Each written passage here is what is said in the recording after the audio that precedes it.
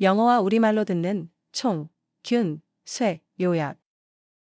The book, Guns, Germs, and Steel, The Fates of Human Societies, is one of the most ambitious and transformative works of modern historical analysis, written by Jared Diamonds in 1997. 총, 균, 쇠는 제레드 다이아몬드가 1997년에 저술한 현대 역사 분석서 중 가장 야심차고 혁신적인 작품 중 하나입니다.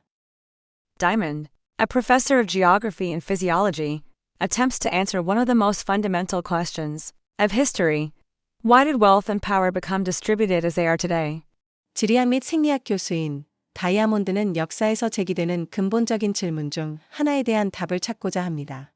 그것은 바로 왜 현재와 같이 부와 권력이 분배되었는가? Why did Eurasian peoples, especially Europeans, become the conquerors, sailing to other continents and dominating their populations, rather than the other way around? 그리고 그 반대로 되는 대신 왜 유라시아인들, 특히 유럽 사람들이 다른 대륙으로 항해하여 그곳 사람들을 지배하게 되었는가? 입니다. The book begins with a conversation Diamond had with a local politician in Papua New Guinea named Yali, who simply asked, "Why is it that you white people developed so much cargo and brought it to New Guinea, but we black people had little cargo of our own?" 이 책은 다이아몬드 교수가 파푸아 뉴기니의 한 지역 정치인인 얄리와 나눴던 대화로 시작합니다. 그리고 얄리는 왜 당신들 백인들은 그렇게 많은 카고를 개발해서 뉴기니로 가져왔는데 우리 흑인들은 왜 가진 카고가 이렇게 적은가? 라고 묻습니다. Diamond's groundbreaking thesis is that the answer has nothing to do with inherent biological or racial superiority. Instead, it is rooted entirely in differences in geography and the environment. The ultimate determinants of history were the ecological differences between continents. 다이아몬드의 획기적인 논문은 그 해답이 선천적인 생물학적 또는 인종적 우월성과는 전혀 무관하다는 것입니다. 대신 그 해답은 전적으로 지리와 환경의 차이에 뿌리를 두고 있습니다. 역사의 궁극적인 결정 요인은 대륙 간의 생태학적 차이였습니다. Part 1, The Head Start, Food Production.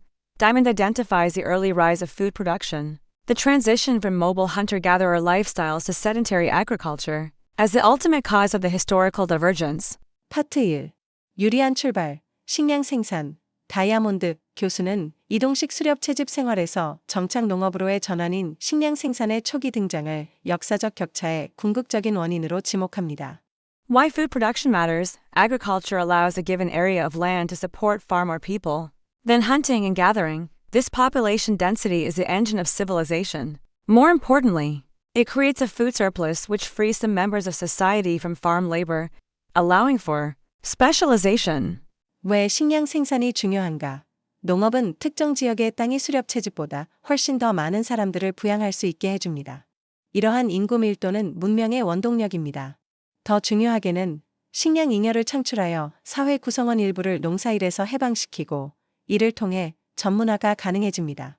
The geographic luck of Eurasia, the Fertile Crescent in Southwest Asia, got the most significant head start, beginning around 11,000 BC. They were uniquely blessed with the highest concentration of domesticable wild species. 유라시아의 지리적 행운, 서남아시아의 비옥한 초승달 지대는 기원전 만천년경부터 가장 중요한 유리한 출발점을 얻었습니다. 그들은 가축화할 수 있는 야생종이 가장 높은 농도로 집중되어 있는 독특한 축복을 받았습니다. Plants, they had high protein, easily cultivable cereal crops like wheat and barley.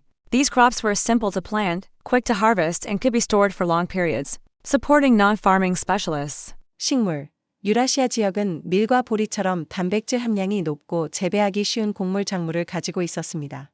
이 작물들은 심기 간단하고 수확이 빠르며 장기간 저장할 수 있어서 농업에 종사하지 않는 전문가들을 부양할 수 있었습니다. The big five animals. Crucially, Eurasia had the five major domesticable large mammals: the cow, the pig, the sheep, the goat, and the horse. 5대 가축. 결정적으로 유라시아에는 가축화할 수 있는 5가지 주요 대형 포유류인 소, 돼지, 양, 염소, 그리고 말이 있었습니다.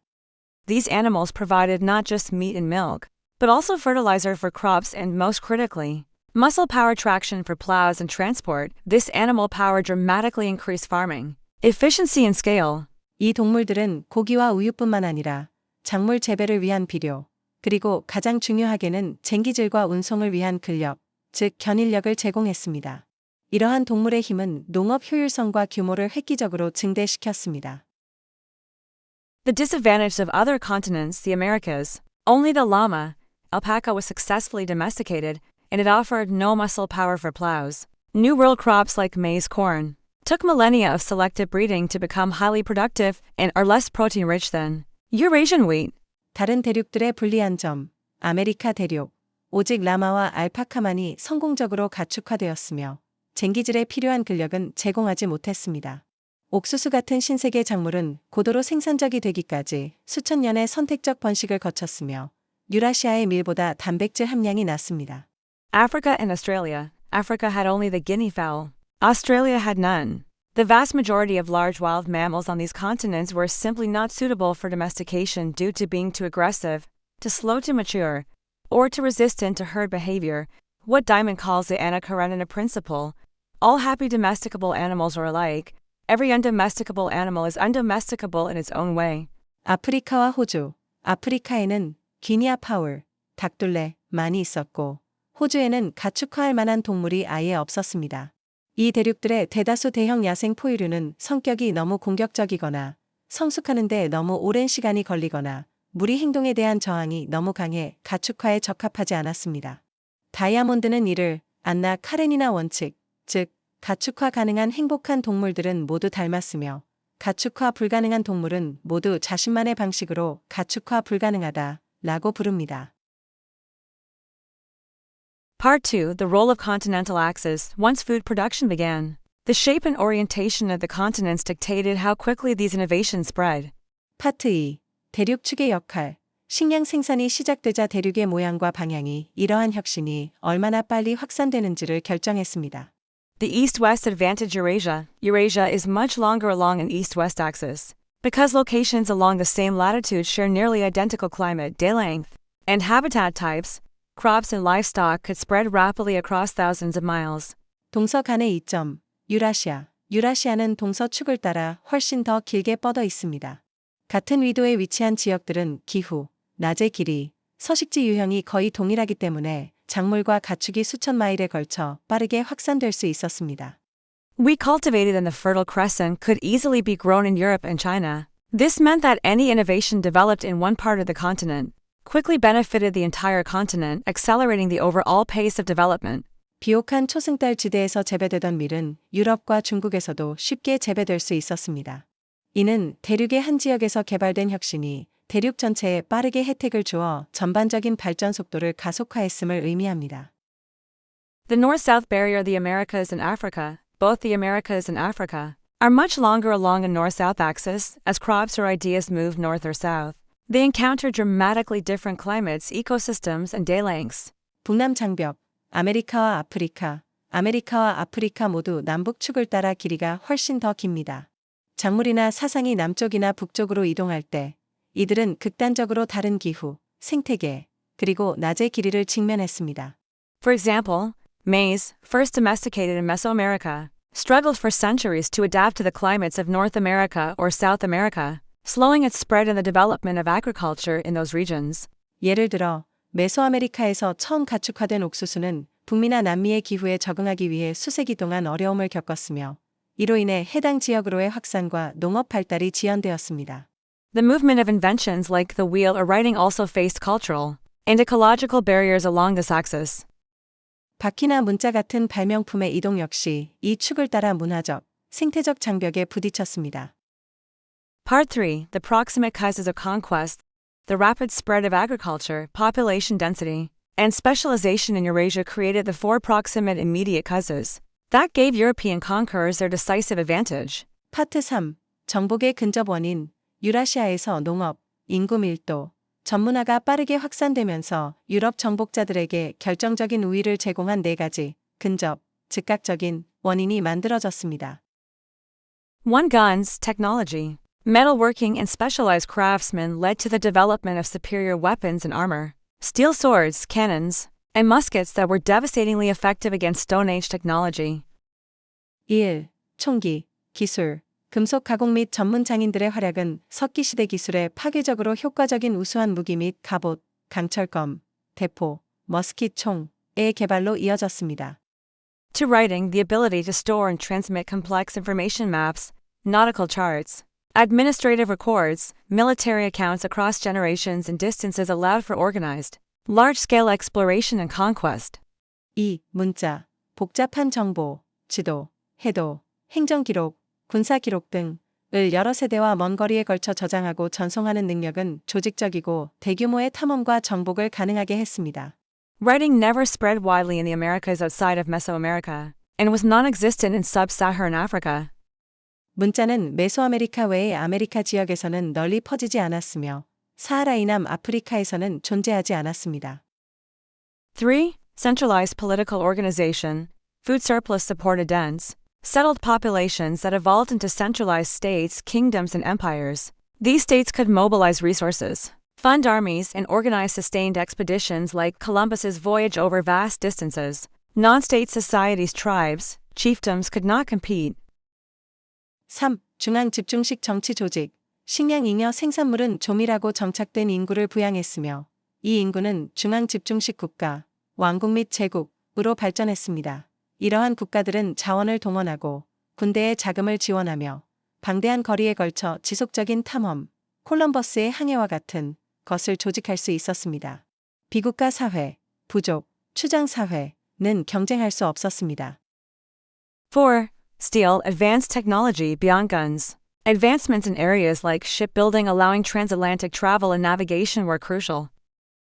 4. 강철, 첨단 기술, 총 외에도 대서양 횡단 여행을 가능하게 했던 조선 및 항해와 같은 분야의 발전이 중요했습니다.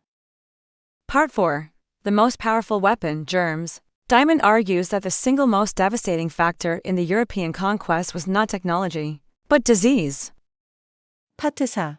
가장 강력한 무기, 세균. 다이아몬드는 유럽 정복에서 가장 치명적인 단일 요인은 기술이 아니라 질병이었다고 주장합니다. Animal origins. Because Eurasians lived for millennia in close quarters with their big five domesticated animals, they were constantly exposed to animal pathogens. Diseases like smallpox, measles, and influenza evolved from these animal viruses. 동물로부터 유래한 것들. 유라시아인들은 수천 년 동안 길들여진 5대 가축들과 아주 가까이에서 생활했기 때문에 동물 병원균에 끊임없이 노출되었습니다. 천연두, 홍역, 인플루엔자 같은 질병들은 이러한 동물 바이러스로부터 진화했습니다. Built-in immunity over generations. Eurasian populations developed genetic resistance and immunity to these diseases. 내재된 면역력. 수세대에 걸쳐 유라시아 인구는 이러한 질병에 대한 유전적 저항력과 면역력을 발전시켰습니다. The decimation of the New World. When Europeans arrived in the Americas, they were essentially walking reservoirs of highly infectious diseases. Since Native Americans had few domesticated animals and thus fewer animal-borne diseases, their populations had no previous exposure or immunity. 신세계의 파괴. 유럽인들이 아메리카 대륙에 도착했을 때 그들은 본질적으로 고도로 전염성이 강한 질병의 보유자들이었습니다. 아메리카 원주민들은 가축이 거의 없었기 때문에 동물 매개 질병도 더 적었습니다. 그들의 인구는 이전에 이러한 질병에 노출되거나 면역을 형성하지 못한 상태였습니다. Diseases often spread before the conquerors, killing an estimated 90 to 95% of the indigenous populations. For instance, the smallpox epidemic that swept through the Inca Empire before Pizarro even arrived fatally weakened it. This demographic collapse made the subsequent military conquest, though brutal, remarkably easy. 질병은 정복자들보다 먼저 퍼져나가 원주민 인구의 90에서 95%를 사망에 이르게 하는 경우가 많았습니다. 예를 들어 피사로가 도착하기도 전에 잉카 제국을 휩쓴 천연두 유행병은 잉카 제국을 치명적으로 약화시켰습니다. 이러한 인구 붕괴는 이후에 군사적 정복이 비록 잔인했지만 놀라울 정도로 쉽게 이루어지도록 만들었습니다. Conclusion. In sum, Jared Diamond conclusively argues that the fates of human societies were decided by ecology, not ideology. The modern world's disparities are not a testament to innate European superiority, but to a powerful sequence of geographical accidents. 결론. 요약하자면 제레드 다이아몬드는 인간 사회의 운명이 이데올로기가 아닌 생태학에 의해 결정되었다고 확정적으로 주장합니다. 현대 세계의 격차는 유럽인의 선천적 우월성에 대한 증거가 아니라 강력한 일련의 지리적 우연에 의한 것입니다. Geographic luck, early agriculture, domestication, food surplus, specialization, guns, steel, writing and germs. 지리적 행운, 초기 농업과 가축화, 잉여 식량, 총, 균, 문자 그리고 세균. It is a powerful refutation of racist historical theories, and a compelling argument for the enduring influence of the environment on the course of human civilization. His work stands as a monumental explanation of world history, encouraging us to look not at people, but at the planet for the reasons why some societies flourished and others fell. 이는 인종차별주의적 역사 이론에 대한 강력한 반박이며 인간 문명의 과정에서 환경이 미치는 지속적인 영향력에 대한 설득력 있는 주장입니다. 그의 저서는 세계 역사에 대한 기념비적인 설명으로 자리매김하며 일부 사회는 번성하고 다른 사회는 몰락한 이유를 사람에게서 찾지 말고 우리가 살고 있는 행성 즉 환경에서 찾도록 우리를 독려합니다. Thank you for joining us.